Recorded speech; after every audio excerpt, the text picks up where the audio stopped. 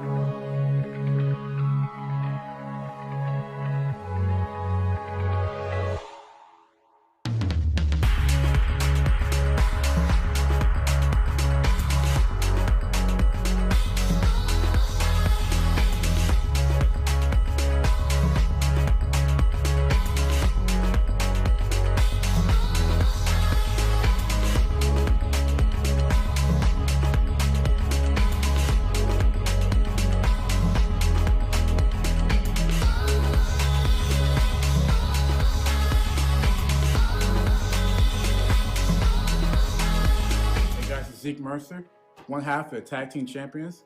I'm here to tell you that if you want to be a champion, if you want to survive this thing, wear your freaking mask, okay? It comes in all different colors. You can get Eclipse Blue, JC White and Black, or even hell, Blue and Gold. But guys, please, also remember, please, it goes over the nose. Over the nose. Thank you.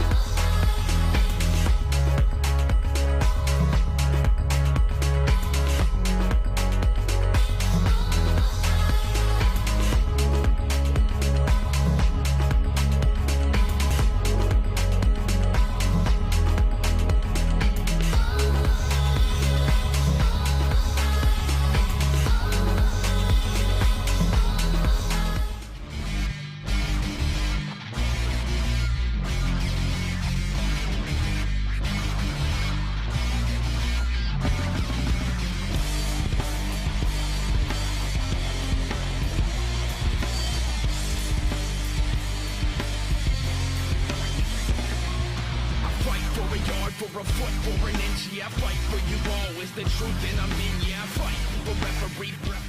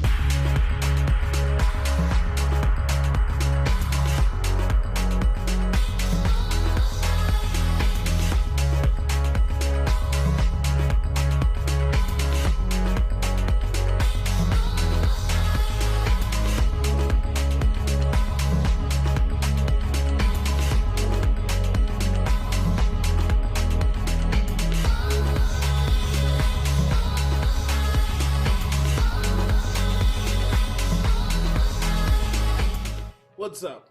It's the Gigabyte Grizzly Brohemian, and this is a messed up time we live in, so I need you all to do me a favor. Wear your mask.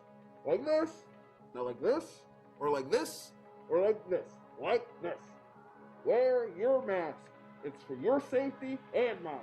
If I see you without one, I'm gonna pump kick a mask onto your face. Got it?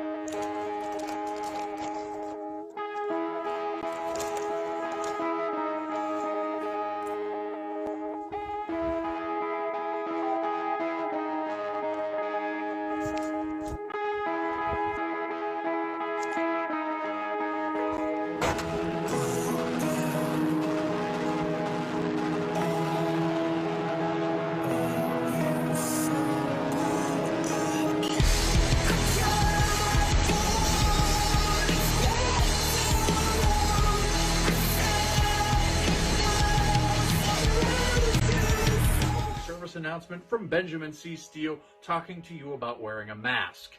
Not this one, but this one. With everything going on right now with this pandemic, you need to wear a mask. My mask is for your safety. Your mask is for mine. I don't care what your uncles, brothers, best friends, mailman's roommate from college put on social media. Chances are they didn't think it through, and there's a very better than average chance that they're an idiot. So when you go outside, you put on your little mask over your face, put the little straps around your ears, and we're all going to be a lot safer. This is a team.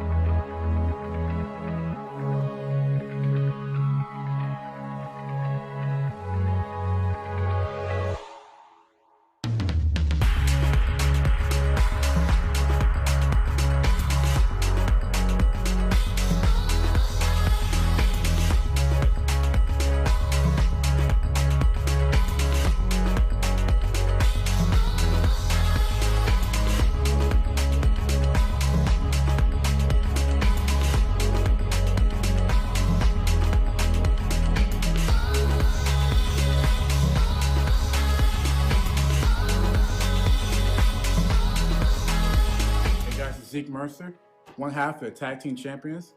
I'm here to tell you that if you want to be a champion, if you want to survive this thing, wear your freaking mask, okay? It comes in all different colors. You can get Eclipse Blue, JC White and Black, or even hell, Blue and Gold.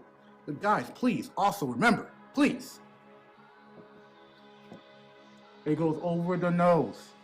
Over the nose. Thank you.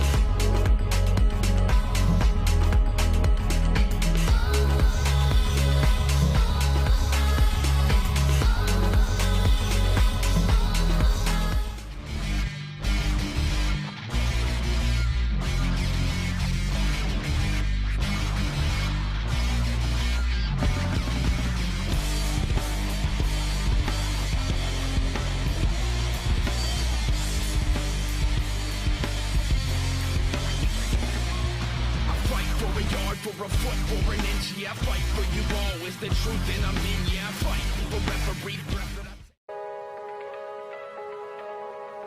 Parental discretion is advised. This show is brought to you by IndieWrestling.us and IndieWrestling.network for your independent wrestling entertainment. Slice on Broadway, supporting Pittsburgh podcasting with the perfect pepperoni pizza. Just Pro Wrestling News Podcast. No filler, no pop-ups. Production services by Sidekick Media Services. And listeners like you, supporting us at patreon.com/Wrestling Mayhem Show. Just wait, just wait, just wait, just wait, just wait. Wait for the perfect time then attack. Don't give up what you want, take it. It is the Wrestling Mayhem Show, episode 782. Tuesdays, we've been talking about professionalized wrestling. I'm Mike Sorg at Sorgatron on the Twitter here, and we are ready to talk some more professionalized wrestling of a nature from our panel of expert fans. That may have been around wrestling in some way or capacity, but I will always pause, and I think I did this last night. We are fans of wrestling. Some of us work maybe closer to wrestling than others, but we still are from a fan perspective. I want to make that point. We don't know more than others about the business or anything like that. We are not wrestlers. We are not bookers. I don't know how the fuck any of those people operate, to be quite honest. I don't even know the math of how an indie promotion even exists at this point. Anyways, so our expert, not expert panel with us, first of all, from Beacon, New York. He's the only Mayhemmer with a future endeavor from the WWE. See, I told you some of us have been closer than others. Mad Mike. Sorg, I just want everyone to know I have a BS in BS. That's for sure. So I mean, my degree may be in pro wrestling, but it is BS and BS. Mm-hmm. So I mean, Well, I mean, I don't even know how that. Now wait a minute. Excuse me for a moment. Yeah. And follow me on this. Isn't pro wrestling the ultimate BS in the long run? I mean, not even what we think. Not even our opinions about. Not even our thoughts on the booking and such, but just the concept of professional wrestling is BS, right? It's all the work, brother. It's all work, brother. It's all the work, brother. Anyways, don't say the F word though. Also with us of Rizz Plays Games, the Rizz. I have never taken a chop, a kick, any slam at all. Whoa, wait, you've never been chopped? Wait, hold on. Hold on, you've been chopped. Hold on, Rizz. I've taken chops. Chachi's gotten kicked in the nuts. So yeah, I've been kicked in the nuts. By a pro wrestler. I technically had a chair bump at an IWC show once. The chair broke. To be fair, he was sitting in the chair as a fan and it broke. But I consider it a bump because it was an indie show. You did sell the shit out of it, though. I did. I give you that. And honestly, it fucking hurt. There you go. Was that the one? I think we were probably at the same event. I think it was the one where Wheels and I were screaming at each other from across the venue.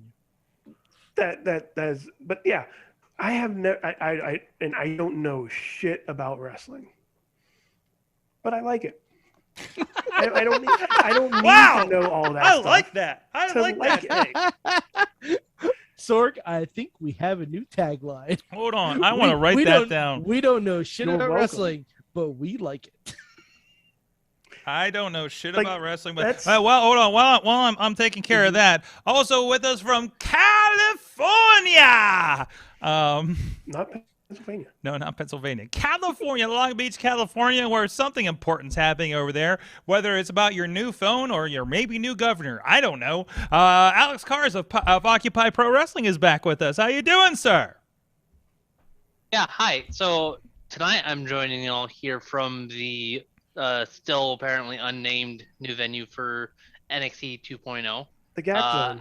And you can tell that I'm actually here and not in front of a green screen because I am wearing a green shirt. So, I'm happy to hang out with y'all and chat wrestling tonight. I believe this is my second week in a row, which first time in a bit that I've been here back-to-back weeks. I guess this makes me a co-host now. But, actually, it's like three times. I think you were technically a co-host already. Yeah. I know, I just felt like anyways. I feel happy to be here. We should probably update the rules because we've had a lot of people who have been here 5 I think Jock Sampson's a co-host now too. So listen, you know the rules, but I don't. Ziggy's a co-host. Oh, Ziggy's definitely a co-host. Badger's a co-host. Yes. Lawless is a co-host, definitely. I don't count Oh fuck, what's his name? The fake professor. Oh, Because he's only. Well, yeah, I mean, he was a phone in though. No, but I no, don't know about he's that. a phone in. That's the thing. You Yeah, don't so count it. I mean, Don't that's count it. You gotta yeah, be a phone I'm in- a little he's a- iffy on that one. and he's a So You gotta be Phone in in professor, too. studio. You gotta be in studio or a Zoom guest during COVID. no. Zoom guests count because there's so many. I mean, Mike, then you would never have been a co-host even to this day. That's not true. very true. That's not true. I've been in studio 3 times. Okay. That's true. That is true. But there's so many. Yeah, Alex, for we instance. saw- I mean, Alex is pretty much. Well, I Alex mean, at should this get in point. this car. But get in his car. Listen. Alex, To be get in fair, your car. my wife did from Northern California get in her car. Well, actually, it was somebody else's car and drive across America to Western Alex, New York here's last what you- week. So here's what you Alex, need to do. Alex, what's your excuse? Yeah, Alex. Get in Well, I'll your tell you fucking what. car. When someone else can pay for my gas to get over Oh, there. All right, no, Alex. I Here's won't what you do need that. to do. You need to take your money. You need to buy a person-sized suitcase, and next time Missy drives back, Mm-hmm. you need to just somehow like Toy Story yourself into that car. Because you know what's happening. Story Well, the rest of the family is driving back this week, so then that's why Missy's not here. So well, not that she's ever here, but what? We have a new champion in NXT. Hold on that for a second, because I have And some I'm very business to excited. conduct. We have to have some business to conduct here. So, hey guys, this is the Wrestling Mayhem Show. We're here at WrestlingMayhemShow.com. You can email us at Good time.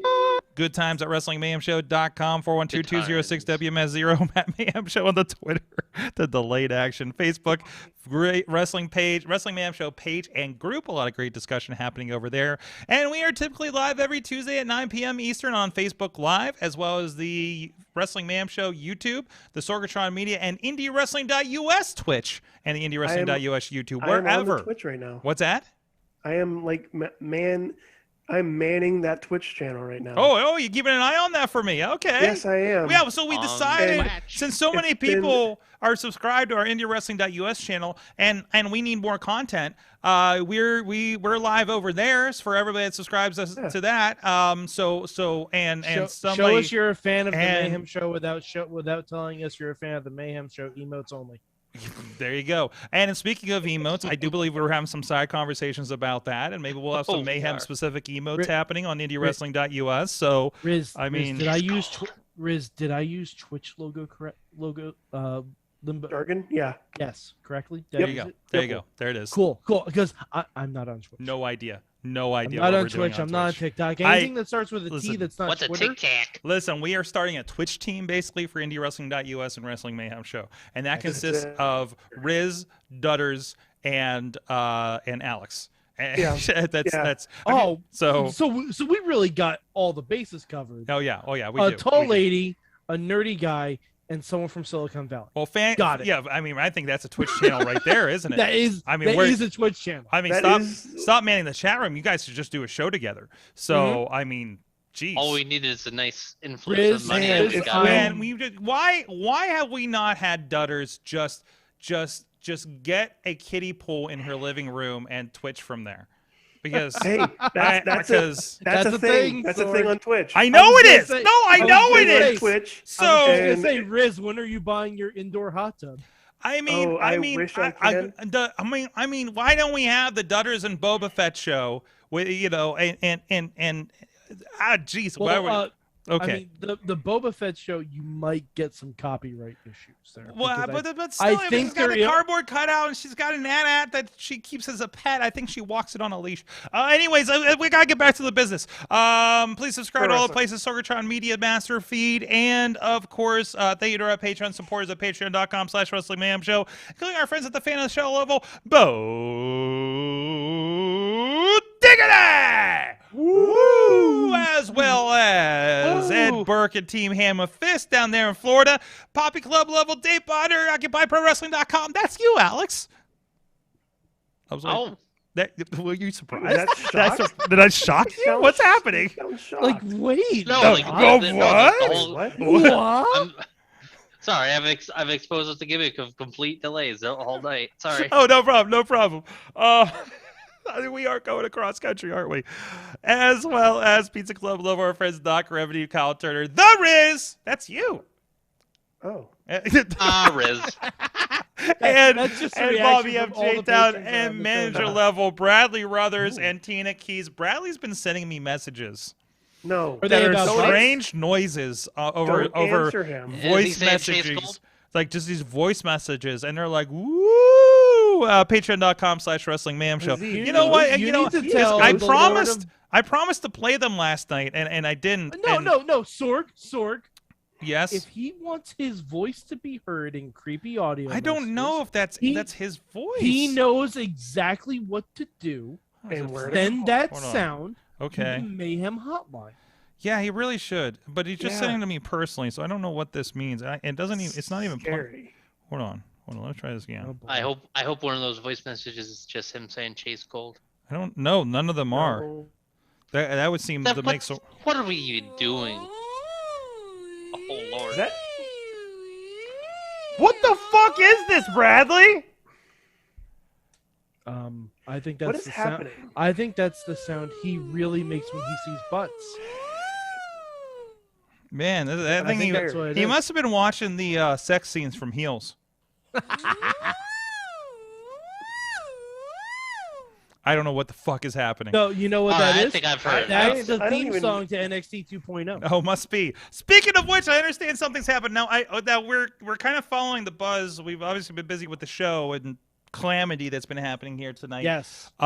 So there is a new NXT. There's a lot Full happening. spoilers. I'm Full about spoilers to right say now, yes. Who wins the NXT title? If you have not watched it yet and you care, Sorg, Earmuffs. Hmm. love is in the air Hmm? because we are not only getting a wedding tonight. Oh.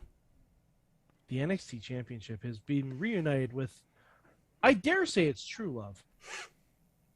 Tommaso Ciampa. Oh my. Oh Yes. my. Yes. There it is. And Goldie new. Comes home. You love to see it. You know, I wish Survivor Series was this Sunday so we could see Big E versus Ciampa versus Reigns. Mhm. Fuck me. Mhm. I would kill to see that match. Fuck yeah. Hell yeah. Jesus. I love it. I love it.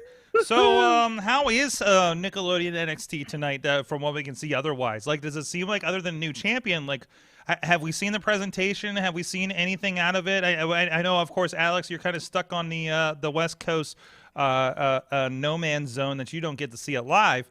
But Still got about an hour. we got some pictures so of what's going on there. Thanks to the Twitter. I heard Cameron Grimes got slimed tonight, so I'm down with it. He said he said those 3 words. Mhm. I don't know. All right.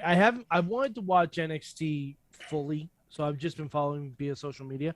But it definitely looks like a new season of SNL, Oh my God! where the set's different. The There set are is new way characters. There are other characters that aren't going to get as much of a shine. Some people have new hair color, like Mandy Rose. She's a brunette now.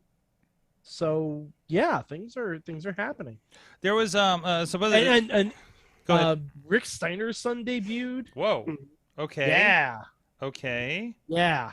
So- and A Train's son debuted, who I will now affectionately refer to as Leo del A Train. Okay. Yeah. Okay. Why are they doing this to LA Knight? Why just decide not to have him in the main event? Rizz, the main event is love. No, Okay. LA Knight was in the match. Okay. Oh, he was in the match. Yeah, he was in the match. He also had a match in the beginning, didn't he? Yes. Mm-hmm. Yeah, he was in the match. Oh, And Kyle O'Reilly was not in the match. oh, Yeah, Pete Dunne and LA Knight were still in the match. Okay. oh. Okay, Okay. Yeah, so you're fine. okay, I'm fine. So if anything, LA Knight has LA an Knight. excuse Yeah. for why he didn't win because he was in a match earlier in the evening. All right. Well, I gotta tell you, right off the bat, I'm just looking at videos and clips of the show, and I'm gonna tell you, I'm not excited to see this show. Oh, why not? Between the visuals and everything, I just like. Here's the thing, pal. It's very out there. It's some choices, or it's lack of choices in just deciding everything.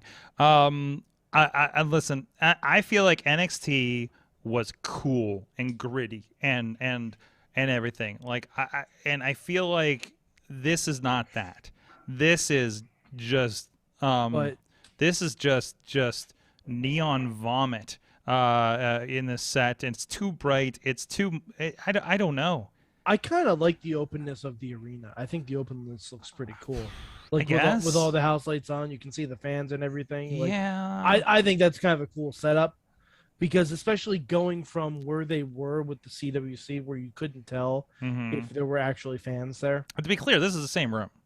Oh yeah, This of course it redesigned. is. So Of course it is. But Yeah. like, I feel like I think, and I'm and not. I've said this before. I'm not gonna. The pandemic wrestling was the least kind to NXT. Yes. It was and it needed. No, it was. It flat out was. AEW was able to have, Daly's place. Yes. Raw and SmackDown were able to have that giant ass Thunderdome where it looked like a big arena. NXT was just stuck. It Okay. looked like they were filming out of a damn Circuit City. Okay. Like it was just stuck. It needed a refresh. It needed a complete overhaul of everything. And I think it looks different enough to stand out and to be noticed. As far as the stage, it's a little much. A little much, but I think it's one of those things. It's like, all right, little. It's like when you get a new piece of furniture, and you put it in your living room, and you're like, wow, that looks really different. But you give it a week, and you're like, okay, yeah, this is just the room now. Like I think that's what it is, because you're going from almost no coloring on that stage to someone just threw a bunch of Crayola shit on there, which is fine. I think it's fine. Like I think in a month it's not gonna matter because I just think it's not gonna matter at that point. It's not. It's. I think, just like Mike said, it's gonna be there, whether you want to or not. It's gonna be there, and whether that you do like it or you don't, in a few months, everybody's gonna be at the same level of like, okay, it's the new NXT. It's NXT 2.0, NXT Ever Rise, whatever you want to call it, NXT Bad Boys. But it's there, and it's gonna wear on you. It's gonna wear on the fans. It's gonna wear on everybody that's watching. So yeah, I like the design of the logo. Like, was one of the ones who probably liked the design of the logo a little bit more than the logo, but that's just me. But in fairness, it's just the logo. The people that are in the crowd, the people that are in the wrestlers that are wrestling, that's there. That's what's going to make it. No, absolutely. Yeah, it's about the action ring more than the yeah. presentation, right? No, I'm with you on that. So it's just initially But yeah, you are also right. The 2.0 buzz doesn't get me. Just like we just started seeing commercials for the draft. Fuck off, WWE. I don't give a fuck about your draft. It's bullshit. I've been so fucking warm with that before I didn't care about WWE over the last several months. So it's I've been telling the draft to fuck off for about 3 years now. So well, that's because better. it hasn't been a draft. yeah. Well, It hasn't. No, been, it hasn't. It has, because a draft requires people making draft picks. It's been a reorganizing of the roster, and a lot of times it's just moving the same feuds from Raw to SmackDown and from Right. SmackDown to Raw. Which is literally what happened last time. Now, if they wanted to make it interesting, have a draft of 5 people each, or only 5 people, like you're 5 or 10 people, 5 or 10 people for each show, and then anyone who isn't drafted gets to go wherever the hell they damn well want to. Like that, I think that's kind of the way to go. So I mean, we're refreshing. We're doing whatever, we got Big E. We talked about last night. Big E, new champion on WWE Raw, which leads some really interesting possibilities. I know everybody's kind of excited about these. I saw Mega Ran of all people today on Facebook saying about the prospect of, man, we're going to get Big E and Roman Reigns potentially at Survivor Series kind of thing if we do a champion situation again. I think on the draft night we're gonna get Big E versus Goldberg. On draft night? On draft night, because all right, this is me putting on my fake Booker hat, even though I don't know shit about wrestling. But I say, but like WWE Booker hat, right? Like, yeah, my WWE that's a different Booker version. There's what we would like The Booker to T have in WWE and realistically the way WWE is. Yes. All right. So if I'm WWE Champion Big E on that last night in the draft, I come out to open the show because you're Raw. You're gonna open with the champion doing an opening show promo. I come out and I say, hey, with this being the draft, it could be Goldberg's last night on Raw. I would be remiss in my duties as a champion and as a man if I didn't challenge Bill Goldberg to a match for the WWE Championship tonight on Raw. Because Big E has been pounding that drum for well over a year and a half, 2 years now. About getting Goldberg. Big meaty men slapping meat. That's what he's always wanted. This isn't like the Goldberg Riddle thing where Goldberg just doesn't give a shit. No, where Riddle's just being an asshole. No, this is like, if you listen to the whole clip of Big E, he's like, we're not gonna have work rate. We're just big meaty men slapping meat, and honestly, that's all you need. I'm here for it. You need them clashing for 5 minutes. Then Lashley comes in, fucks the whole thing up, and you get your tag match or whatever you're gonna do from it. That's fine. But give Big E his dream match. Sure. It's not often we get to do where a wrestler says on record repeatedly that this is a dream match that they want to have. And that's why give Lashley Brock Lesnar. Just give it to him. Give it to him in Saudi. I don't care where it is. Just give it to him. A guy that has been working hard for the company says he wants a dream match with a guy that's realistically able to have a dream match with him in the same company. This isn't Woods asking for a match with Too Cold Scorpio. It's not. Even though that still would be an awesome match. Of course it would be. Too Cold still can go. Yeah, of course. But just let it happen.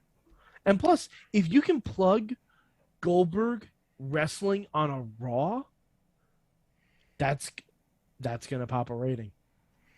It is. I don't like it. It's not for me, but it is. And you're going up against football now. Though? All the Goldberg fans. Oh, dude, yeah.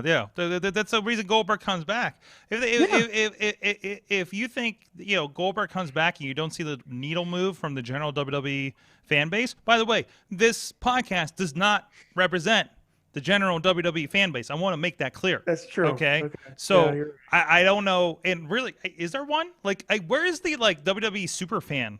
Remember podcast. Remember that commercial where it was for the network. It was the guy that says, "I'm not a wrestling fan. I'm a WWE fan." Yeah. Oh yeah. It was everything, and oh yeah. Message received. Okay. Yeah. Message received. But I'd be excited for it because I'm a big E fan. And oh yeah, sure. Seeing him happy makes me happy. The world happy. Seeing reactions from everyone on Twitter about it, from wrestlers in WWE to fans to Faye Jackson, their reactions made it feel real. made it feel awesome to have it happen, and to have like you said, Mike, to have that moment for Big E. Give Goldberg to Big E. Just do it. Even if it's just ringing the bell, them doing the WrestleMania 30 thing where they're just rotating around the ring for 2 minutes. I don't know, Rizz. It's not big meaty men rotating around each other. Oh no! Then they start. That's a rotisserie. Then they.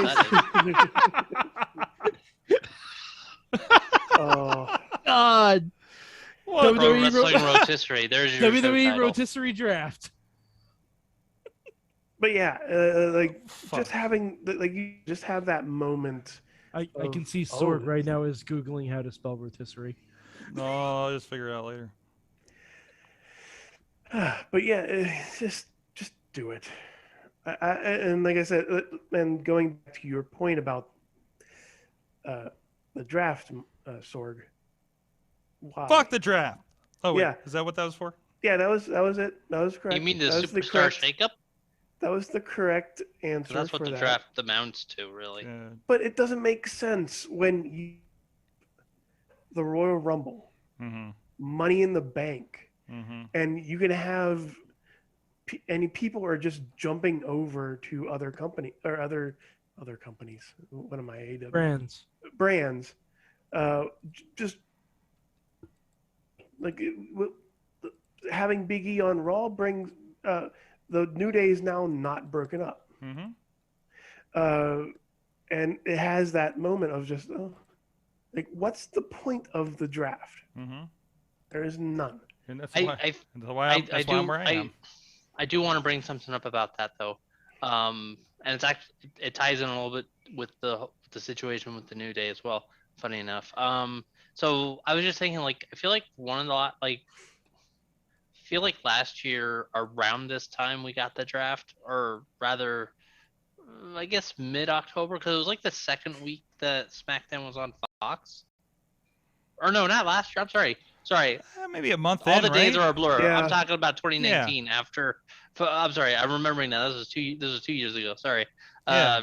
2019 after, the week after they premiered on Fox. They Mhm. did that draft, and it made sense then, to do it at that time, in some sense, because a Because it draft looked like a draft. a draft like that works there because of the fact that it's why I love the fact that SmackDown's on a different network than Raw, especially For now. not only on a different network but a different they're not connected by the same parent company, For now. And At the yeah, moment, so- yeah. Anyways, and the reason I bring up the New Day is because I'm remembering now, when we had the last draft, we had the whole thing about Big E being drafted to SmackDown, No, Big E was drafted to SmackDown, and yeah, he was Kofi right, and Rich okay. were drafted to Raw. Yeah. And so now the slightly pessimistic cynic in me is so we finally brought the New Day back together. I'm really, really hoping that this upcoming draft isn't. No, that's No, they're not gonna break him up again. In WWE Just because it's been when just for a refresher, because now I'm realizing I'm getting all my days mixed up here. When was that previous draft? I don't know. Probably 2019. Well, yeah, there was that one. I'm trying. I Well, remember no, there it was one in last- 2020. I don't know when it was because Right.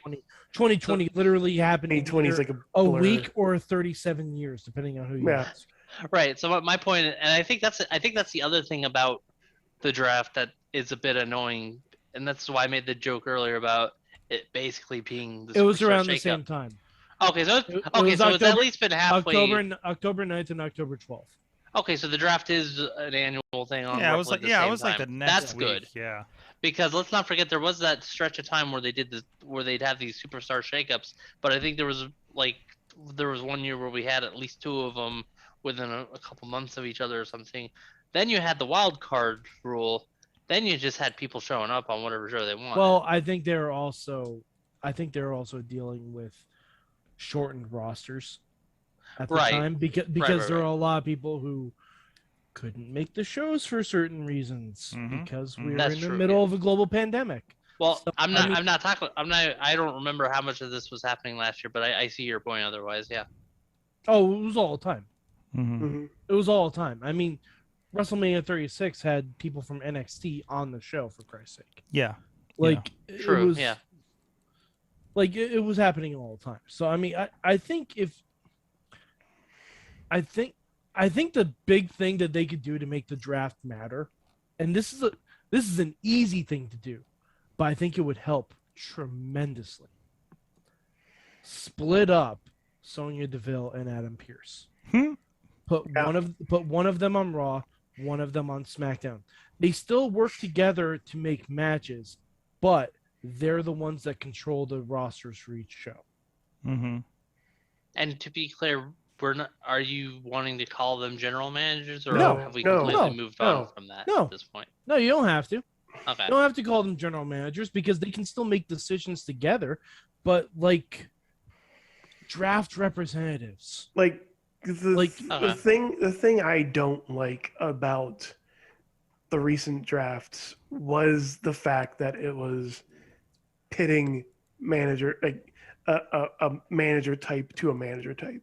Or when it was Just pitting- network versus network with Fox versus USA. Yeah, that too. That one made sense though. Yeah, it That did one a little made bit. sense. Yeah, there's Yeah. something to it. At least, That's, yeah. But that's still- the one that I've liked out of all of these, to be honest. Because you had the Fox Sports freaking mascot in Yeah, you had the robot. Yeah. the room yeah. with the rest of them. Hold on. I know he had. You put some respect on his name. He has a name, and it is Cletus. That's true. Thank you. I will do my best to put respect on a name that I know. So thank you for the education. Cleatus. Wait, wasn't the A a 4? No, I don't think so. The A is silent. Jeez. Leave off the Jeez. last S for savings. Yeah, but no, Oh, like, boy. but that's one thing that can make the draft fresh is to have it be a draft Mm-hmm. and not just a reorganizing of talent. Right. Because at the end of the day, that's what it is. Like Mm-hmm. there needs to be reasons for each draft pick. Like and what you should also do is make the champions not part of the draft. Yes. Like make That gets Roman, weird. like make Come Roman on. and Big E not part of it. Because Mhm. if one of them gets drafted, then you know somehow the other belt is going to be on the other show. Mm-hmm. Because it's not going to happen. It always like, works out. Yeah. Now, if you wanted to draft the Bloodline to Raw, wouldn't be opposed to it. Just move the New Day to SmackDown. Well, on that point, things that make a lot more sense in the independent professional wrestling. Over at IndieWrestling.us, we got a lot of great stuff going on, including the most recent Pro Wrestling Conquest. I just saw Jock Sampson share over in the Wrestling Mayhem Show group. When he lit a guy on fire, that was nice of him. Over there with Cole Carter as part of Pro Wrestling Conquest. Book more tag team matches. A great night of tag team wrestling. We saw the West Hollywood Blondes, Laney and Lodi, as part of that. The former Ascension. I had a wonderful conversation with Vic of the Ascension, by the way, the Awakening now. That was weird, but it was a really good night. Pretty proper. Our friends Lady Frost and Savage Gentleman Victor Benjamin. Neon Blondes, I think first time teaming up, Danny Moe and Facade. There was a lot of great stuff going on there. TME, the main event, of course, a big part of that. Of course, the driver of shows like that. And of course, our friends from Rise Wrestling, with a Y, Saturday night returned to the Baldwin area, the Pittsburgh area here, with Tiger Style featuring a good send-off for Lee Moriarty, who just received his AEW signing last week. I mean, you got a send-off there, and there's a little bit of send-off on Ring of Honor pay-per-view on Sunday, too. So that's all there. Rise Wrestling, a part of the Indie Wrestling Network. You can go check that out. And, of course, VODs for both the shows. And thank you, everybody that did join us. We did have Pro Wrestling Conquest for the very first time on pay-per-view there on Friday night out of Charleston, West Virginia. And it was a good time. And thank you for everybody that was a part of that. And it was a wild, wild show and a lot of fun. And I'm glad to see more eyeballs getting on Pro Wrestling Conquest.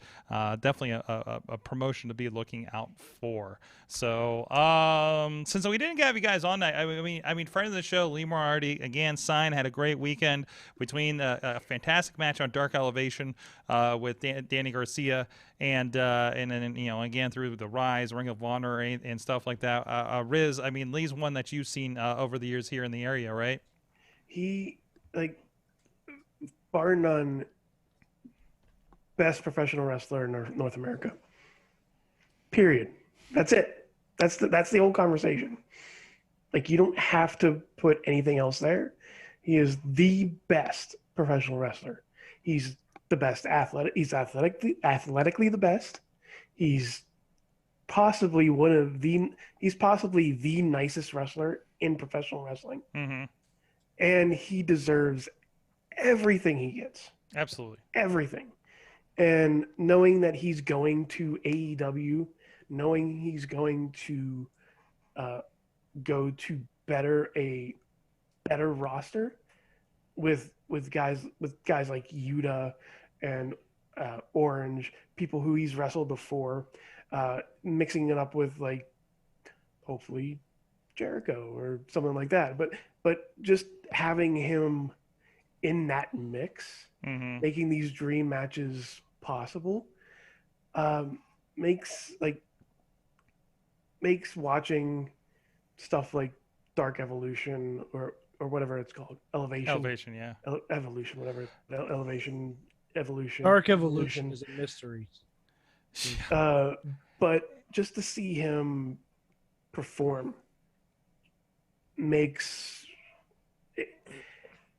seeing him live, seeing him in action, seeing him just do what he does best, and that's perform at the top level constantly. It is wild to hear guys like Jay Lethal and Caprice Coleman and people at AEW gush over Lee Moriarty like we do. Yeah, I've seen him for years in the Pittsburgh area. Like that's the wild thing to me. When Sugar Dunkerton, Yes. Sugar D, when he was the one who coined the phrase "best wrestler in North America on God," like, that made me realize that Lee was something special. Mm-hmm. Watching him perform, and I mentioned this before, watching him perform as the Masked Wrestler, Mm-hmm. knowing he was in this match, like, not even knowing he was there, and picking him in a lineup of other really good professional wrestlers, with the likes of Yuta Wheeler, just having him there, like, knowing that he's there, knowing that he's going to give you at least 2, 3, at least 3 really damn good matches Mm-hmm. per show, or per show on the Masked Wrestler. Like, anytime he's on the card, anywhere, and knowing he's going to be on television and performing and loves for a really good company, Mm-hmm. I really feel amazed that I got to see him before he went out. I got to be a hipster wrestling fan. Yeah, once. you did. You got to be a Lee Moriarty hipster. I got to be a wrestle fan for once. No, But- absolutely. Yeah, and so I have a quick question for probably just you. Ask you one question. Lee's going to AEW. Mm-hmm. do you have somebody in mind that could possibly be the next Lee? We kind of had this question last night of like, who's next? Who's next Yeah. for the signees? And the answer was, for me, watch out for Lady Frost and Victor Benjamin and look for TME. I think I said it last night. And I had some very open thoughts about Pittsburgh professional wrestling in the state of it last night on the show. Listen to Monday Mayhem Warriors for those thoughts. Those are my answers as far as that goes. Are we talking about Pittsburgh people or just the general next internet? You know what? I mean, indie darling that's out there that needs to go up. I know, like, Mike and Alex aren't in Pittsburgh, so I'm going to expand it. Mm-hmm. Obviously, Like, yeah. Who is that next indie darling? You think this is actually a good big question? I want RJ City to get his own talk show on Raw. That's just what talk about the Tonka for the Dude, next, RJ like, City hour? gets That's a you hard know agree for Or me. you know know- what? you I'm know- gonna say this. This may be controversial amongst this crew. I want RJ City to replace Pat McAfee on commentary. I take it. Okay, You oh, realize like no, RJ City has Yeah. gotten a mention on like every promotion. Yeah, I know. He got a mention on Ring of Honor this weekend too because of the Family Feud Dalton Castle stuff, right? And he's involved with WWE on the content side. And I'm certain AEW has brought him up for one reason or another. I swear I've heard his name over on that commentary. Like, he is prolific, like he is the most known on a main stage He unsigned was on wrestler. Celebrity Family Feud. Yes. He was on Celebrity. Steve Harvey has smirked derisively at RJ City. RJ City is at least an E-level celebrity. At least. RJ City City. was really close to Pee Wee Herman. Like physically, RJ you mean, not RJ emotionally. Oh, okay. Physically close. Okay. Maybe RJ emotionally, City- we don't Maybe know. emotionally, you don't know that, Sorg. Hey, kind of to Mike's point, RJ City has had like his own show basically on the WWE network during freaking Mhm. WrestleMania. Well, weekend. I think technically it was on YouTube. Well, Technically it was on it was YouTube, on both. but he's been on the bump. Yeah, he's been on the bump. Like, because honestly, I think the Pat McAfee on commentary experiment is done. Okay. I can't take it. Okay. I like SmackDown. I don't watch it every week, Pat- so it hasn't bothered me yet. So Pat McAfee is so distracting. He's a fan. No, but that's not why they're paying him. This is not Lucha Underground. Mhm. This is not Lucha Underground, and it doesn't work. It doesn't work it would work in NXT. If they want to put him in NXT, it would work there absolutely fine. Let's bring Wade Barrett up to be on SmackDown. Let's bring Beth up to be on SmackDown. Him on SmackDown distracts from every single fucking segment. Hmm. It distracts from every single segment. You think he's too much? Yeah. He's way too much. Okay. He's way too much because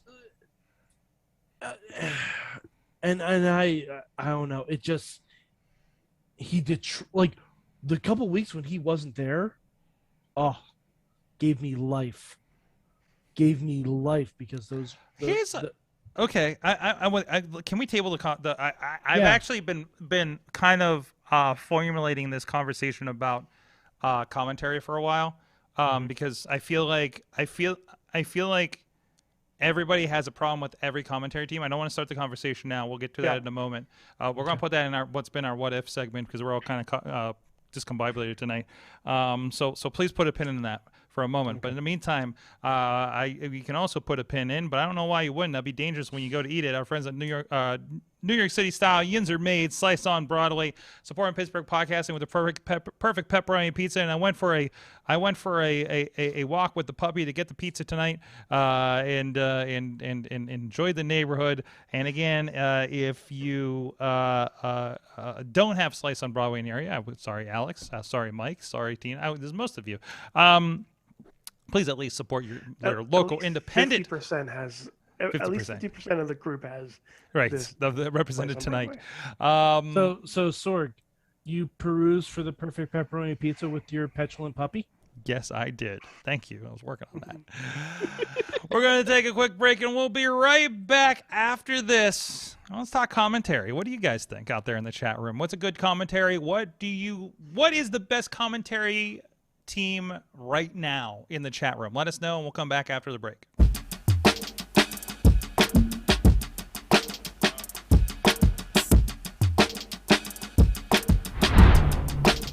Savon's Legendary Podcast. Watch out on the TV network on Roku. Grind City. And you know this, man.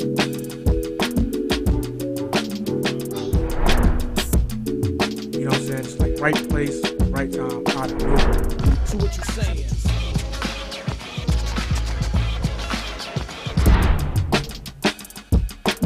Former tag team partner coming to save. Tony Johnson, we saw him battle Edric earlier, but this is a 2-on-1 mugging.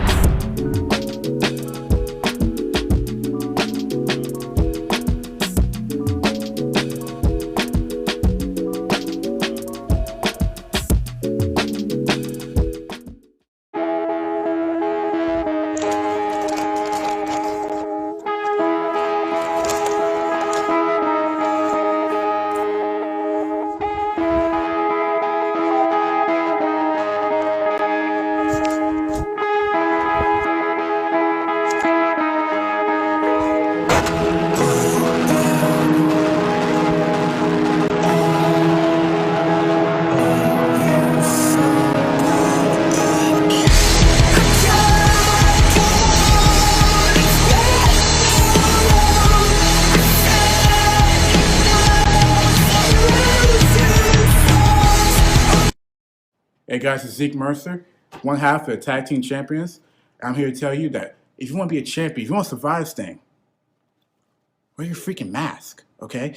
It comes in all different colors. You can get Eclipse Blue, JC White and Black, or even hell, Blue and Gold. But guys, please, also remember, please, it goes over the nose. Over the nose. Thank you.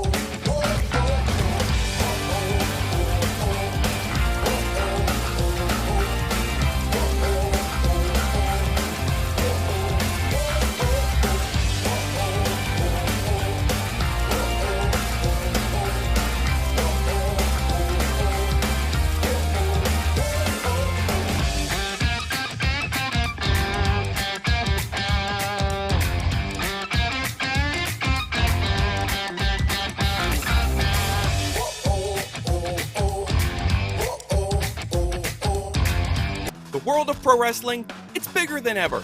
So how can you possibly keep up with everything that's happening? Just pro wrestling news. Don't fear falling behind. Give us just 5 minutes every morning and we'll catch you up on the biggest news in the world of pro wrestling. No filler, no rumors, no spoilers, no pop-ups. Just pro wrestling news. Subscribe on your favorite podcast app or tell your smart speaker to play the Just Pro Wrestling News podcast. Find out more. Go to justprowrestlingnews.com.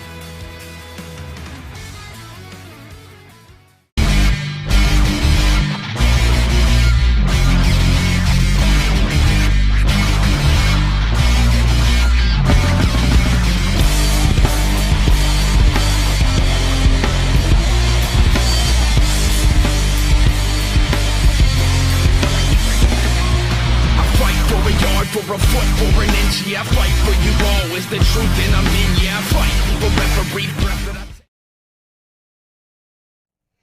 We are back, Wrestling Mayhem show. I almost forgot what show we were doing. And Awesome we are cascade. here, of course. We do have Alex Kahrs out in California. Well, Hi. Thank you. Remember, we have audio Sorry, listeners. I had mute on. So I had that. It's okay. The Rizz Hi, it's me. Showing a while. and Mad I Mike. don't know what to do. And Mad Mike. Oh, thanks. Yeah, So I guess I'm here before, too. yeah, yes you are, yes you are. So before we get to the conversation, I put in a pin in. I realized we didn't let Alex answer the who's next, who's the next Lee, who's the next signee, who's the next darling kind of thing. So Alex, let me have you take that, and we'll go to our conversation. We got some great answers, responses in our chat room here to the commentary question. Awesome. So yeah, so Rizz was asking about like, who the next big signee would be for either AEW or WWE, or I guess any of the somewhat bigger companies. But like, let's focus on WWE and AEW for the sake of this conversation.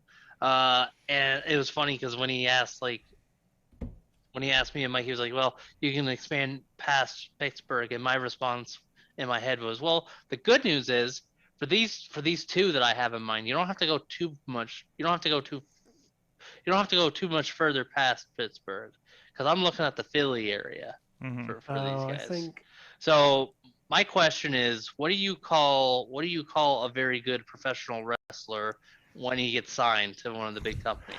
This is just, and for context, because some people might not be aware, not everyone is Rizz.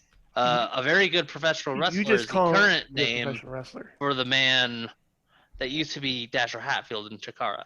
He's been going by a very good professional wrestler since like the closure, because he is a very good professional wrestler. My question is, what would you call him? Anyways, that's one of my picks. The other guy is a guy who, quite frankly, it is a travesty that he has not been signed to either company at this point yet.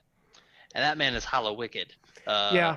All glory Naz Muldoon. That's Who all I'm was gonna just say on that. Ring of Honor last He month. was on Ring of Honor with freaking Frightmare, who would also be nice. Like, I would love to have Incoherence or Spectral Dude, Envoy, I was so or happy. whatever you want to call them. I just watched that show on Sunday before the pay-per-view, and to have Incoherence versus Shane Taylor Promotions was just fantastic.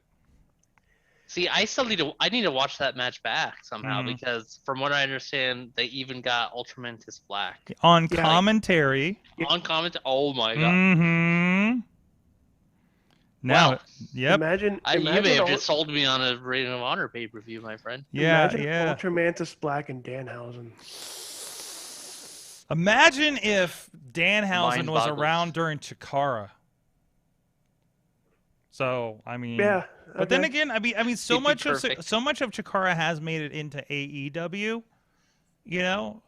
Honestly, when you think about it. So, And but I mean, AEW already has friend of the show Bryce Remsburg. That's Like, true. They've had him since roughly the beginning. So. And I'll go on a little like the company may be gone, but Camp Leapfrog, the team, the companies like that that are keeping really players like Boomer Hatfield and Shay McCoy. They have their own little of what Chikara should have been. Hint, hint, nudge, nudge. And like even for Alchemy, they're starting next week on Saturday mornings, just like Chikara did back in the day, like during the lock stuff. They're meshing and molding all the good parts of Chikara and good wrestlers of Chikara without like it's Chikara without the name. But yeah, I can't like I totally agree with you, Alex. Those two names that you mentioned are by far. I don't like you said, I don't know why How the Wicked's not anywhere. He fits the mold in WWE. He fits the mold in AEW. I'd like to see Hello Wicked versus Darby Allin. Yep. Yeah, that'd be fun. And, Hell, I mean, you can team them too. And you can name a very good professional wrestler, whatever the heck he wants to be called. He's that good of a wrestler. He's that good of a wrestler as Dasher. He's a really good face. He's even a better heel. I want to see both of them compete on television. Period. But a good professional wrestler has to bring Sydney. He has to bring Bianca Bella. Okay. So with that, let's wrap that up. Let's say so my thing with commentary, and I asked out there, what do you guys consider a good commentary team? I don't. In our conversation from week to week, I feel like I don't know what the good commentary team is, right? Because I feel like there's been complaints about everybody. Pat McAfee is this. Chris Jericho's doing this. Excalibur and Taz, I hear complaints about them, and things like that. So I don't know. You can't tell me that nobody's doing good commentary right now, right? Because I feel like that's where we end up down the path on our conversations. If you listen to us from week to week and what we say about commentary. So first, before we get into that conversation, that part of the conversation. So we asked before the break, how did I phrase that? Like, what do you think is, a good commentary team? What is your favorite commentary team in the chat room? And some of the answers we got, Matt Carlin's Excalibur and Taz are my favorite. Just a good time listening. NXT, but that's not a team that is the top of the that is top of the game. That from Potter, he says, I like NXT, but there's not a team that's top. I love that Vic team Joseph, too. I like Vic that Joseph brings down that team a little bit because really, yeah, I think so. Because he's a little too plain. And I understand you need that. He's the broadcast. I understand because I worked with Vic in Cleveland. Like, he comes from a sports broadcasting background, I do believe. Yeah, so no. he's that guy. You know what I mean? So like his job is to be the plain, straight-laced one. But the thing is, like, someone like Michael Cole or JR, they also come from broadcasting backgrounds. They put a little bit more of their personality into it. Okay, Michael Cole, it took a little bit longer to do that. I don't know. I see think Vic. I don't know. It's just because I've known him for so long, but I see Vic. You know what I mean? When I hear him. So I'm gonna say NXT is closest to the best announced team right now. Okay, I think call. that, That's a call. Okay. Yeah, I would say AEW is probably second on that list. JR has been markedly better. But you still need to just cut his mic off during women's matches. What is he doing during the women's matches? I haven't noticed. Constantly will talk about how much women weigh. Really? Yes. Wait a minute. Yes. The Art Donovan method. But the Art Donovan method. What? How much of that? How much does that guy weigh? Yeah. But it comes off as sexist. Okay. Well, I mean, because he doesn't do that for men. Like, I feel a little bit that, and I don't know. I'm not thinking about. I can't recall how he presents it, but I don't think because when we're talking about like matches on Dynamite, like we get a lot of Nyla Rose, we get a lot of things like that. So I feel like that was like that's part of the conversation, right? 'Cause like there's the weight advantage and everything like that, and what you can do to it. He doesn't do that during guys matches. Okay. If he did it across the board, I would have less of an issue with it. Okay. He only brings it up during women's. Interesting. And he also came through. I see these complaints on Twitter too. So it's not just me shouting into a void. I see a lot of female wrestling fans tweet about the same stuff. Sure. Okay. So it's not okay. Yeah. That's placed well.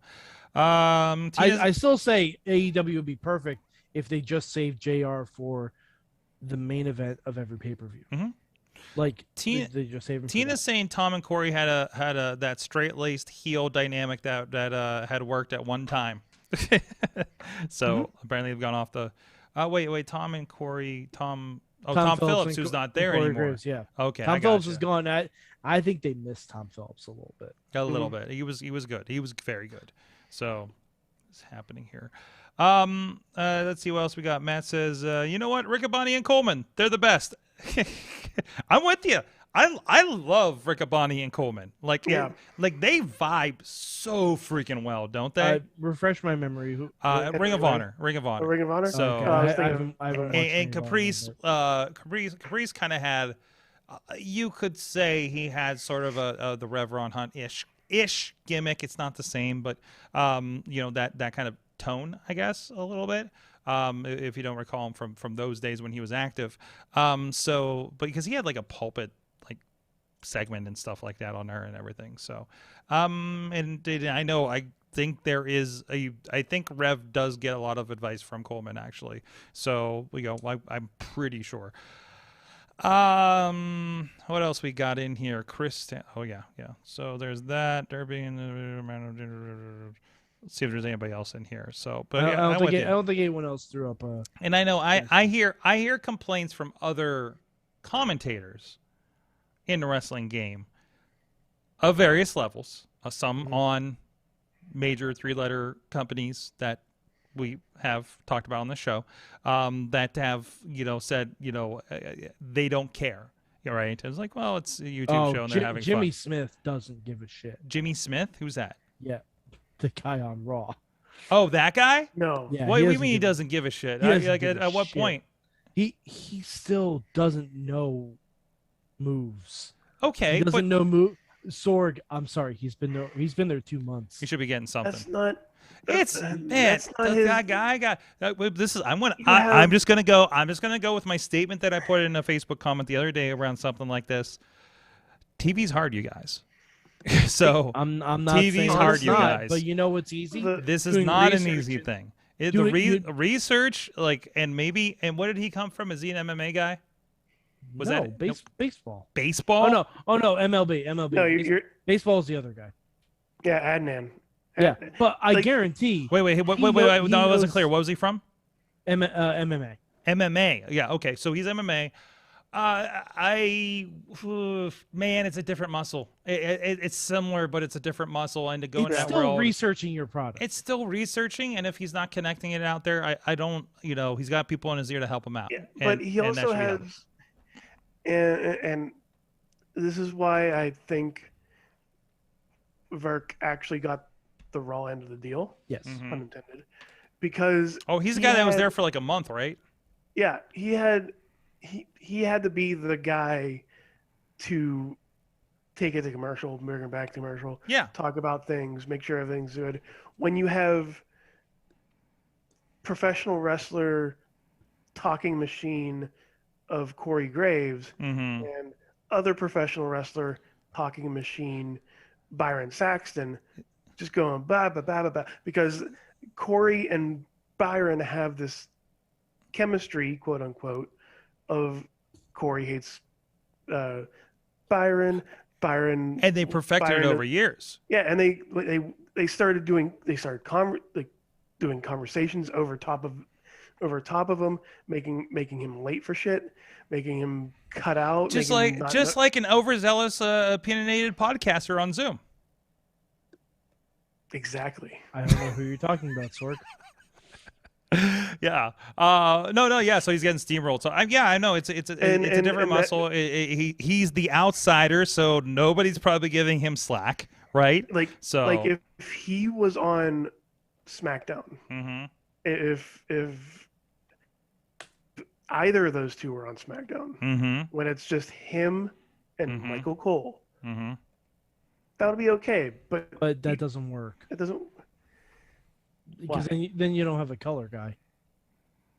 Color commentator. Because color because commentator then, guy. then what would you do? Have McAfee and Graves just berating Byron on Raw, that wouldn't work. That wouldn't work at all. I would hate watching Raw even more than I do now.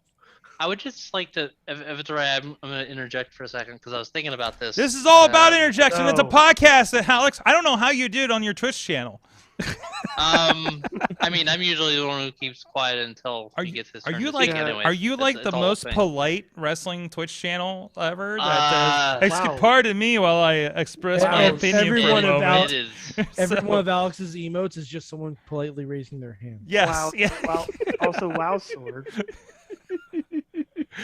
You listen to the Like, show. You know what we Alex- do here. Good Like, lord. respect. Alex is the only Twitch channel. Hey, I'm like everyone who knows me knows I'm like one of the nicest guys when it comes to stuff like this. But anyways, Yeah. well, I was trying you to say, are- so the point I'm trying to make here, and I was thinking about this, especially as it relates to, you know, the recent commentary from on Raw's side, especially. If the issue, because the issue Mike brought up was one that sounded very familiar to me, about like him not knowing moves and like not calling moves and stuff. Like that has been a thing with WWE, and I feel like especially on Raw, because I feel like I want to say Matt Stryker was once on Raw. He was either on Raw or SmackDown. Even Oh, but one Matt of Stryker them. knows the moves. But he also knows the moves. But I mean, there was this whole thing, but there's always been this weird mentality of how much of the actual wrestling WWE actually wants called. Again, I want to. Oh, I'm sorry. I want to let you finish. No, it's okay. I'm sorry. I'm sorry, sir. I'll let you finish. I yield my Well, no, time. I think. Well, I just want to. The reason I'm kind of making my point is because I'm kind of seeing this like from a happy medium as far as the commentary goes. Because the thing is, we've already established, like, we know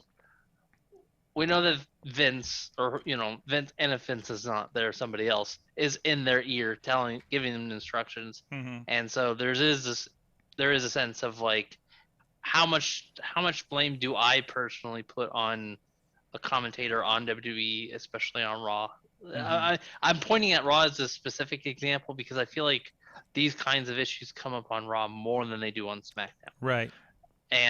But beyond that, like that, I don't know. It's just a weird WWE way of doing things, and I feel like Right. that's almost highlighted by the changes we saw in NXT tonight. Not necessarily commentary related, but just the point of like when you see how much of a hand some of the higher ups in WWE have over certain parts of the product, you kind of see those changes. Was that an ongoing quotation mark motion you were making there with your hands? No, that was just me talking with my hands. Oh, like okay. some kind of I preacher. just want Sorry. to make sure we frame that appropriately for audio. So- And again, so I just want to make that small point. We'll go to you, Rizz, in a second. I feel people getting bounced out of WWE are not necessarily for skill level. Just like I've had that conversation about WWE wrestlers. That's not a indictment of them being a bad wrestler, just a bad fit for WWE corporate. Yeah, and personalities all a back fit, there. yeah. So I just want to say that, like, Matt Stryker, we love Matt Stryker, but he's not a fit for what WWE wants, or personality maybe might be the thing, right? He's a different kind of personality. He is. Yeah, I've worked very with him. much so. He's way different than everybody else I've worked with on commentary. I'll put it that way.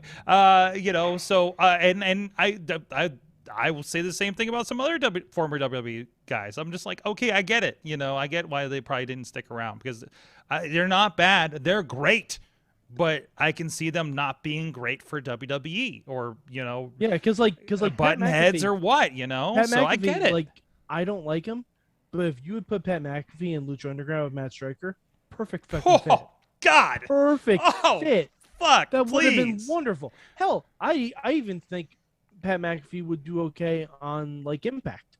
Mhm. I think he would. I mean, granted, I'm pairing him with Stryker again, but you have to have like the energy level has to jive, and I think Cole is way too reserved for McAfee. Like when you had Heenan and Gorilla, Heenan didn't jump up out of his chair and scream, "That's not fair" to Flair, No, while being on camera at the same time. But you could say, because I was thinking about this with this, where we're like, oh, these guys don't care. They go off on a thing, and they're too character and not focusing enough on the wrestlers and stuff. And I do go back to Bobby and Monsoon and Ventura, that were very character driven, color commentators or play-by-plays, right? So like I don't feel that, like, now Pat McAfee is an entire other animal. Absolutely. Like I don't loop him in with that. He's like when Piper was on. I feel like Corey is a second coming of a Bobby the Brain Heenan, to be quite honest, or Jesse. Like I feel like he takes a lot from that cues from those. I'd love to ask him about that, actually. So I know somebody. There was a Corey Graves spotting in Lawrenceville today. I understand. So, but I mean, he lives in town. So, but I want to know one day. But it's just I don't know. I just don't. I don't think any of them are bad. I think I enjoy. I don't feel it's detracting, but I can understand how some can. I like the palling around that happens around Tony and Taz and Mark Henry and Excalibur that happens, like the vibe there. Either way, on the AEW side, everybody's fucking having fun, and that is what helps. Whether you like or don't like what they're saying about what's happening in the ring, like technically, and what's happening for the talent, the vibe from commentary there is fun, loose, not overly keyed in on shit like that, and that helps that excitement that's become what AEW has become, right? Mm-hmm. I'm happy to be there. They sound like they're happy to be there. The wrestlers look like they're happy to be there, versus it feels like on WWE side, everybody's there to do a job. Right, and I mean, not a job, but like their job, right? And go through, like, whatever the motions, hit the points, and if they didn't, it's a problem, and they got chewed out, and who knows, right? I see the same thing with indie companies. I think I've said this recently on the show before about, hey, this company is like, we're not gonna get chewed out. You're here to get better and grow.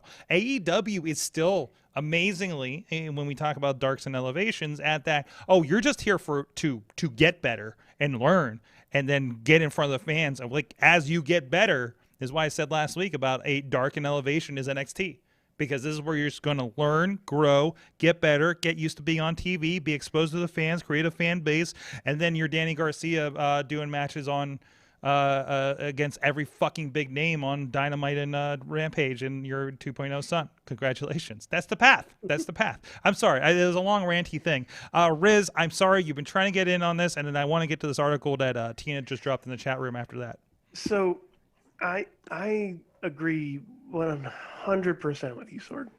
AEW, their announced team, perfect. Like they sound like they're actually having fun. Nobody's breathing down their neck. Nothing like that happens in WWE nowadays, because it's just strictly by the book. Everything just snaps into place.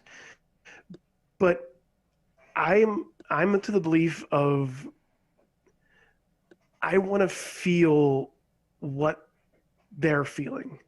Like I want to feel like the passion, the unbridled,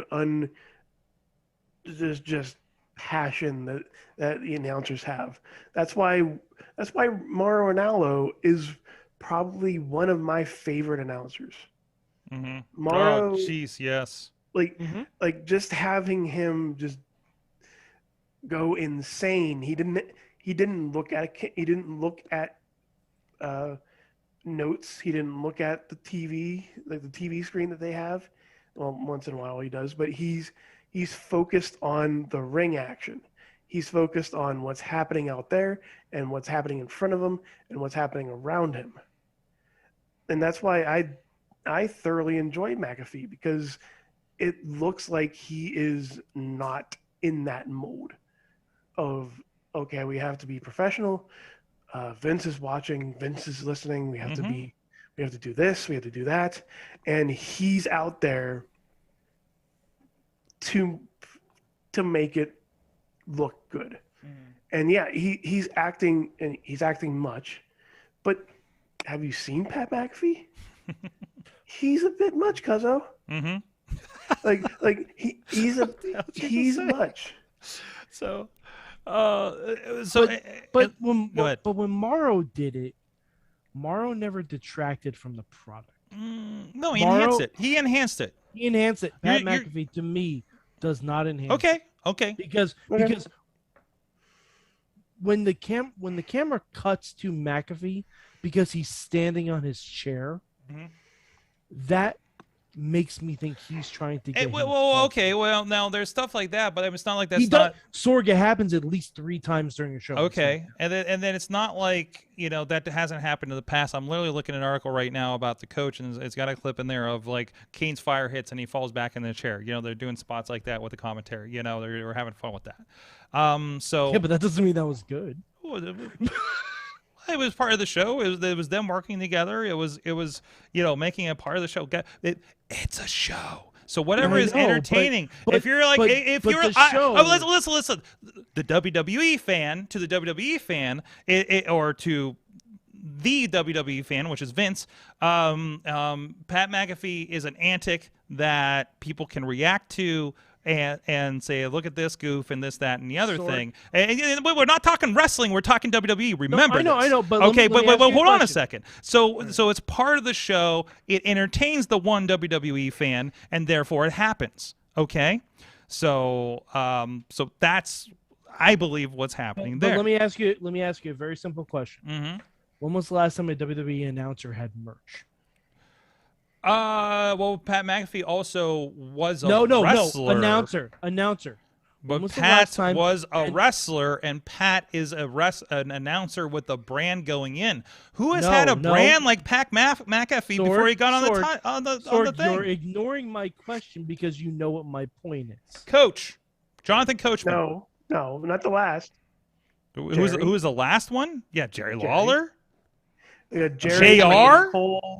JR. Jim Ross. JR has a freaking barbecue sauce. Raise your hand if you bought barbecue sauce off WWEshop.com. Okay. That's not new. That's not.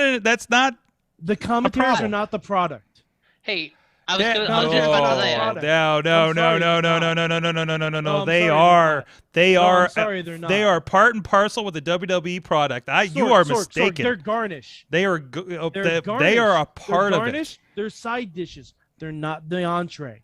Okay. They're not the entree. They're the croutons of the WWE I salad. disagree because people are just excited. When was the last time you tuned into a pay-per-view for a commentator?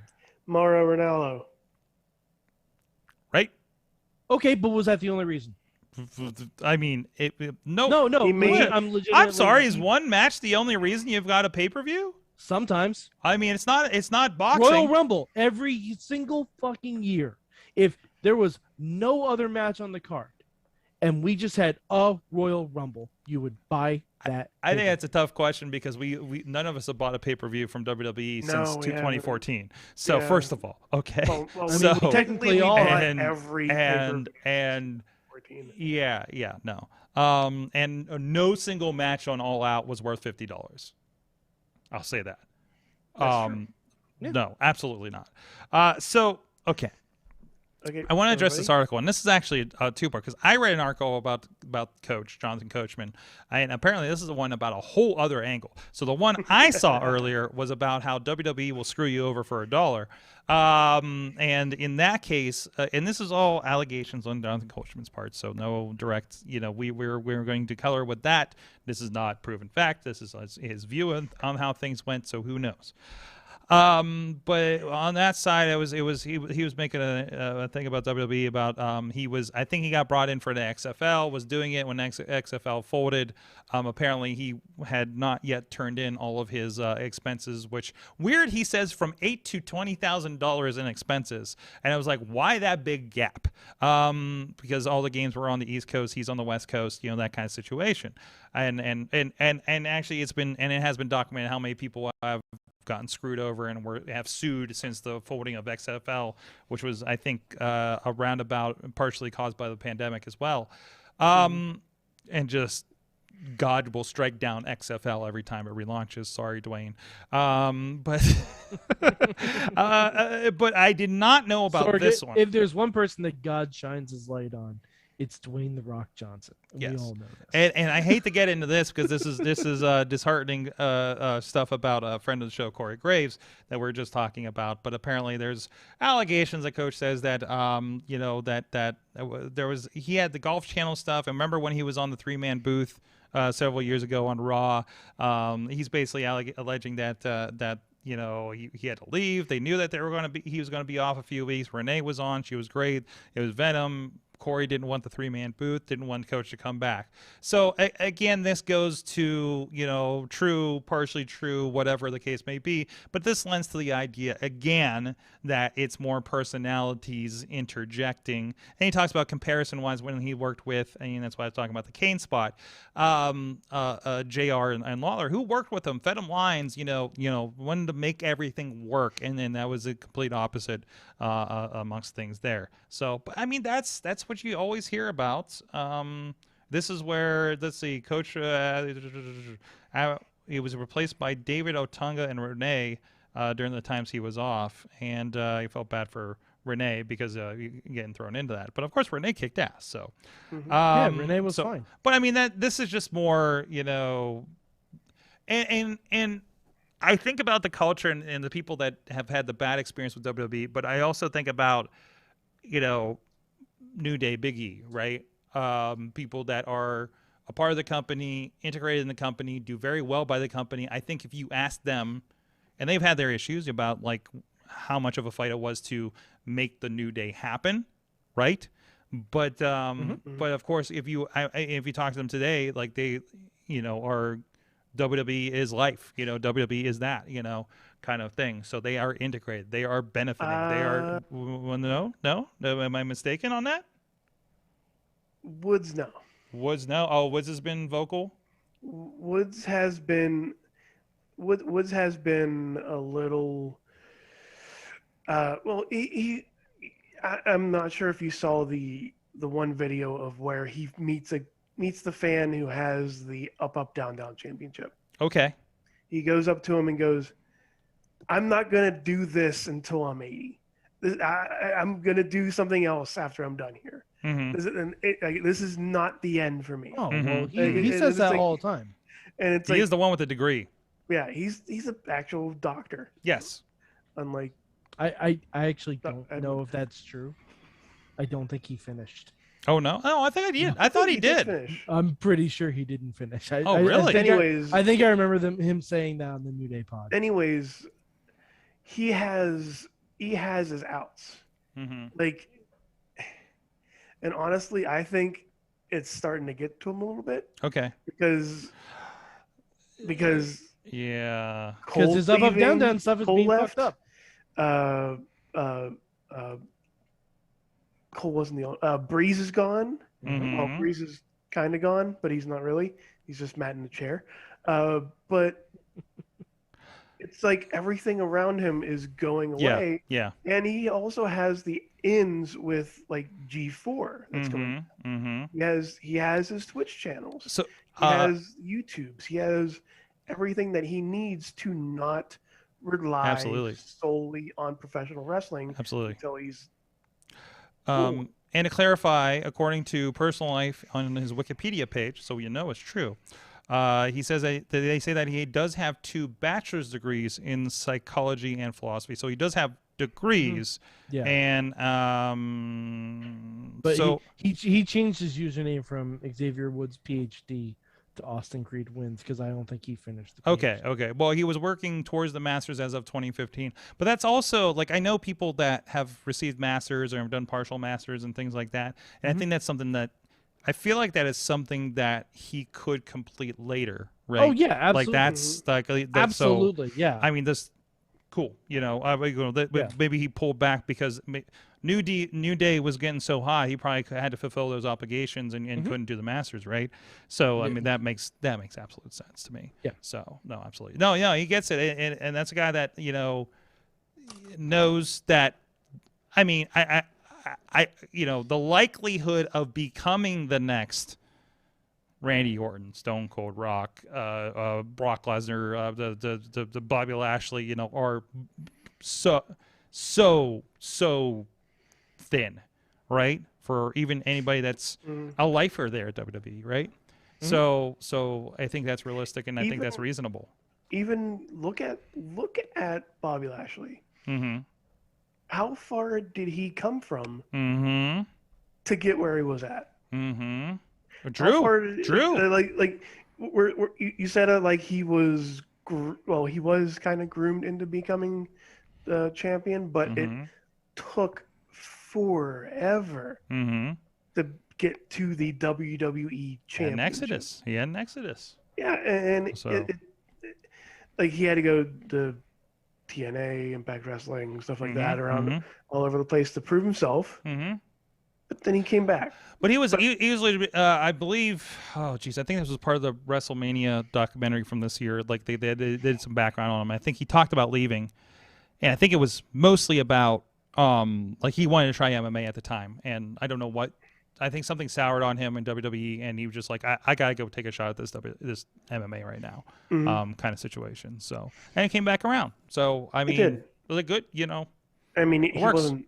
Was he that good in MMA?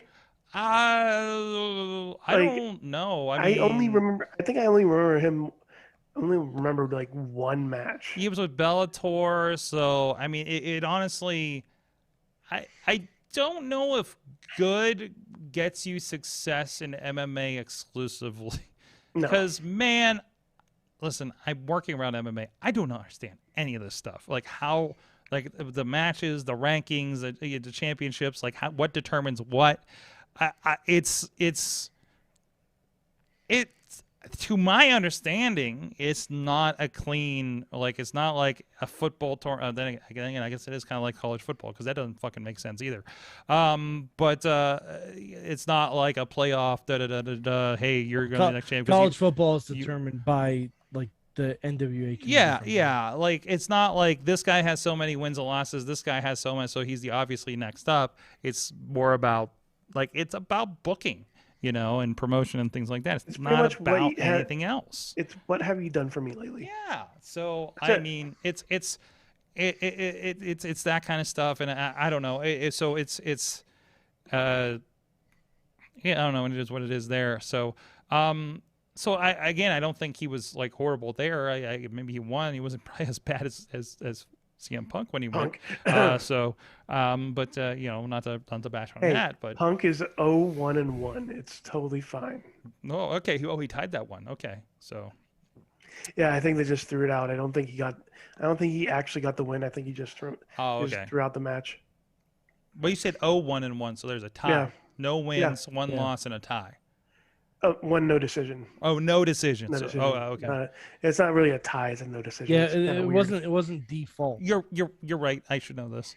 I'm so embarrassed because I've done. Well, listen, man. I've been a part of. It's okay, Sorg. I have shot or witnessed about 6 MMA shows in my life. I think. I attended one. I attended one. More than me. But who seeks out MMA that isn't a big fan of it? I'm not.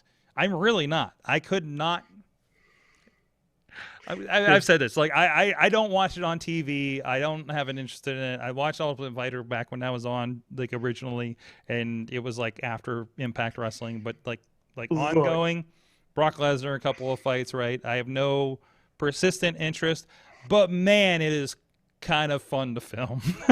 So that's really fun to film, actually. So. Look, there's that. So it can't get any better than Lions Den match. I should just watch the Lions Den match before every MMA pay-per-view we do. That's it. And that's my inspiration for the week. So anyway, actually I was gonna start requiring that anybody that works with me that's new, like we just literally just watch a round of a match of UFC to say That's what it's supposed to fucking look like, because it's hard to describe to some people when they've never shot it before, and we just end up with people that have never shot it before. So same when I get handed people that have never shot wrestling before, so which is not my choice. I'm not going to get into that anymore. I'm glad we're deep in the show, so that means we should find out what everybody learned in the wrestling this week. Yay! What'd you learn from wrestling this week, Alex?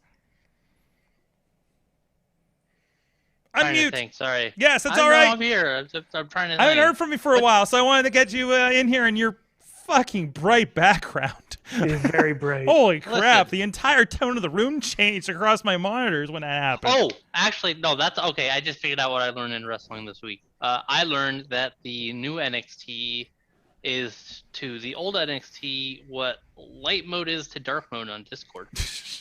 Okay. All right, I got you. That's a very specific joke for a very specific audience. Okay, is that audience on this show? I don't know. Maybe. I don't know. We'll find out. Rizz, what'd you learn? I learned that because we were talking about dark elevation. I got it right this time. Dark elevation with Lee Moriarty. That you can watch for Lee Moriarty and Daniel Garcia, but you're going to stay for Emi Sakura and Lulu Pencil whenever they're fucking out there. So I'm going to play off of that. I just changed my thing because I learned that Damien's been holding out on us. Oh. And has a friend who lived in Japan for a time that I met that was doing photography for Rise Wrestling this weekend. And so I did the, do you know Maki Ito? And she goes, yes, I have, I think, met and photographed her. And I was like, you will be on our show. So I need to reach out to book that thing.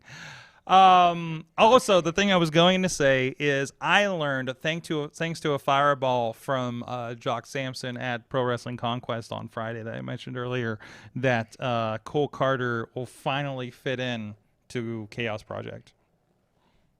Nice. There you go. Oh, he looks so sad. He was very sad. Also, I think I might have toilet paper on his head. Mad Mike, what'd you learn from wrestling this week? I learned that love is real, and so is Big E as our champion. That's nice. Yes, that's nice. And also, apparently, I should bring an axe to my wedding. What the fuck? Yeah, that was weird. What was that about? You'll have to watch it and find out, Sorg. The wedding? Yep. Yeah. Do we need to live stream the wedding? What was that? No. I hope not, because all my gear will be in Chicago. So apparently, I need an axe or a hatchet or something at my wedding. Is Willie still alive? What? Have we heard about Sawtooth Willie? I don't know. I think he's still in my basement. I don't know. Somewhere. SawtoothWillie.com. I think it's still up, or on YouTube. It should be there. I thought you were about to spout some ICP lyrics there. Nope. My axe is my buddy. I forgot the rest of it. I'm not gonna say it this time, Sorg. Yes. Because I do it every time you talk. I want my shit. A rusty axe. A little sip of Fago. And I'm not saying the other thing on the air because that's offensive. So, Alex Kahrs, thank you so much. OccupyProWrestling.com. Yep, that's the. Yep. What is? Yep. What's happening? Sorg. Sorg. Your message had to go entirely across the United States of America. I know, but I just love the thing is, yep. I love how we started. That's my Jumpin' Jeff Farmer impression. Leave me alone. Hey, when representing, it's good to be a 1X, by the way. I've wearing some shirts that were relevant 5 years ago. So there's that. Miss Southpaw Wrestling. But yeah, no, the website's still in the works with the revamp. So in the meantime, check out all things Occupy Pro Wrestling at Power the number 2 the Smarks on most social media platforms, including TikTok.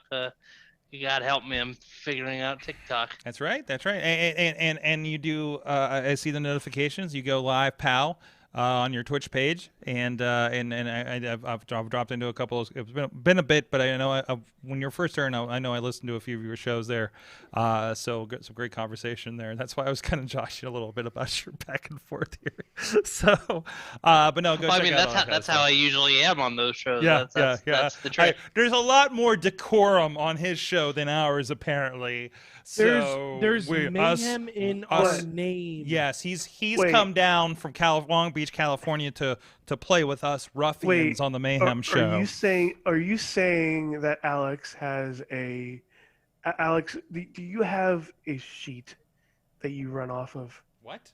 Is that what you're saying? No. No, I'm.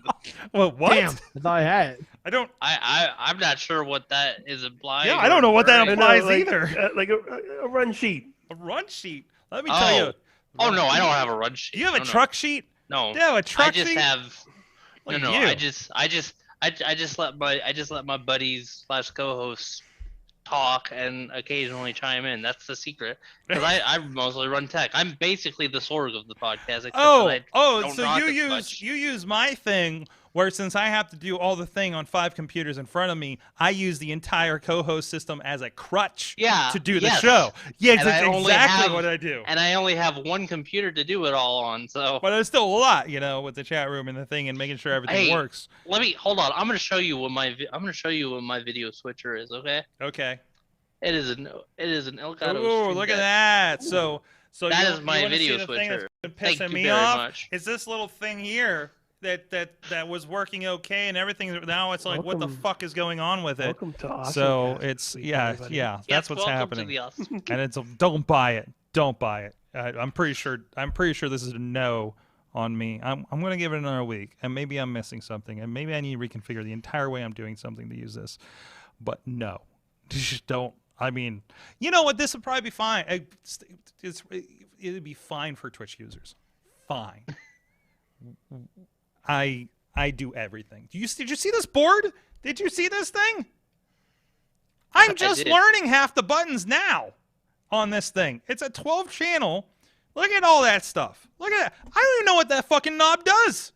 This thing never touched this whole section. Never touched it. Never touched it. I don't know. Touch it now. I mean, okay, that's what happened there. Okay. What happens if I do this? It's going to take us off the air if I fuck it up. That went away. Okay, now it's back. Okay. You found your boot button. I don't know. There's a let's see. Let's do something. There's EFX and things like that. I don't even EQ off, low cut. I don't know what this is. I've actually never touched these buttons. I've never touched these buttons, and I'm really afraid of what's going to happen. I won't be able to turn it back off. It's going left and right. I don't know if that's even doing anything. Why is that even lighting? They light up though. That's kind of cool. I've never seen that before. Is there one blinking red? Yes, there's a record button over here. So there's that kind of situation going on. But anyways, beeping and flashing and beeping. All the buttons and always twirling towards freedom. Let's take it home. I think. Mad Mike 483 on the tweets. Yeah, I tweet about things. Yeah. We're just a month out from wedding day. I am. Hey. Yeah. Yes. Technically already married, but now we get to celebrate. Not even a pandemic can stop you now. Well, okay, maybe it could, but it tried. Technically, it never ended. Tried. But there's that thing. So yeah. Sorgatron on the Twitter. Follow me in my adventures and travels, because there will be adventures and travels in the next several weeks and months. So, yes. Some wrestles, some MMA, some, I don't know, maybe some other ball sports. Well, glad I've been watching Ted Lasso, so I know what I'm doing for this one project. But anyways, I will be going to Michigan in a couple of weeks at the end of the month here. So if I don't know, I'm just throwing that out there. I just watched a wrestler from Parts Unknown, Detroit. It was weird. What? One of the wrestlers on AEW Dark today. Today. Parts Unknown. Did the Soul Taker get a spot on there? Parts Unknown, Detroit, Michigan. Jeez. Also, you can follow me. Thank you, everybody. Follow Rizz Plays Games. We'll see you guys next time. Going to find the outro. There it is. Mayhem out. Just wait. Just wait. Wait for the perfect time, then attack. Don't give up what you want, take it back. Wait for the perfect time, then attack. Do what you This show is a member of the Sorgatron Media Podcast Network. Find out more at sorgatronmedia.com.